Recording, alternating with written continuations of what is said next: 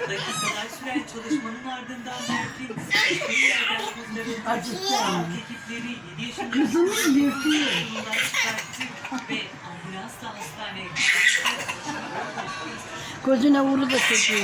neyse ki küçük kızından Anca da cıftı bak. Bakayım. Gözüne yemiyor korkuyor.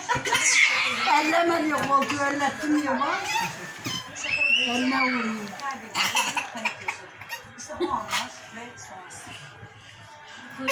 Aha kedi orada. Ayas baba orada. krizi geçirdi. Yolcu bir otobüs O kontrolden gözüme hiç yapar. Az yerden Gözüne vuru da. Al geri gel. Geri gel. Geri. Ayas tek kaç. Kedi dövüyor seni kaç.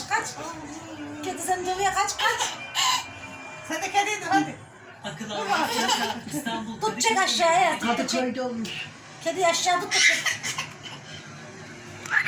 Belediye otobüsünün direksiyon başında Gözüne aracı vuruldu. seyir halindeyken kaçtı.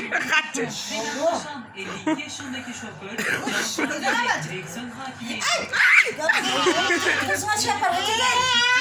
ardından da gezen sanat merkezinin insanların orada olmadığını görünce